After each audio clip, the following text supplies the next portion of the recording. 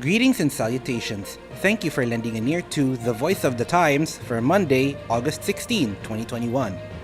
For today's editorial, preserving ASEAN unity benefits the Philippines' interests. Given the gravity of our economic problems, turning to others seems natural. There is, as they say, strength in numbers.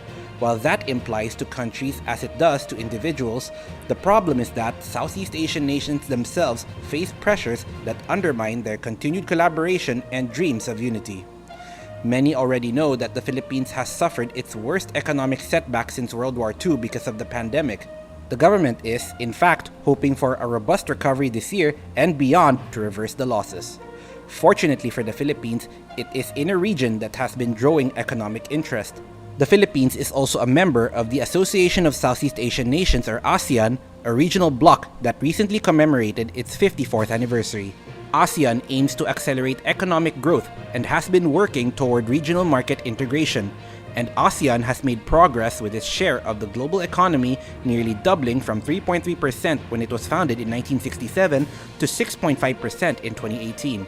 The bloc has a combined gross domestic product, or GDP, of $3 trillion as of 2018, and if ASEAN was a country, it would be the 5th largest economy in the world and the 3rd biggest in Asia.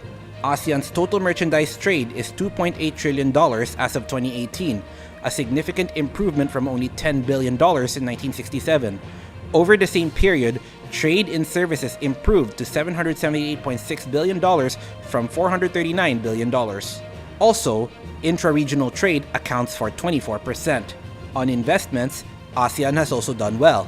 Foreign direct investment inflows grew from $21.8 billion in 2000 to $154.7 billion in 2018. The encouraging part is that intra-ASEAN trade accounted for the biggest share of FDI sources with 15.9%. These figures suggest that our economic prosperity, along with our recovery, is significantly linked to ASEAN, and those ties will likely deepen in the future.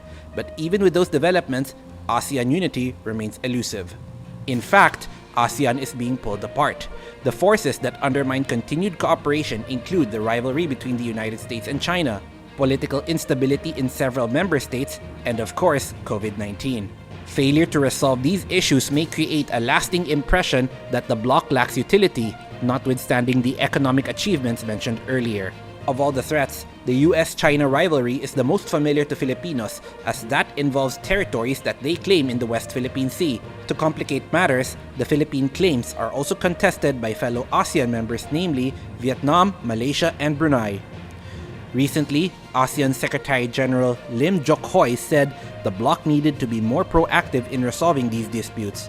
He was suggesting that ASEAN act as a bridge between the superpowers, but he will need to figure out how to keep the bloc intact despite the pressure on its members to take sides or to pursue their own national interests. On top of that, several ASEAN members are also dealing with serious internal problems. Myanmar, of course, is in a civil war.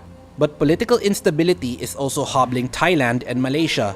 The Philippines too may be facing its own challenges, soon as it does during every transition in government. With several members preoccupied with domestic concerns, the demands of regional cooperation might be relegated to the back burner, so to speak. That would be a mistake, but ASEAN is also constrained by its policy of non-interference in its members' internal affairs.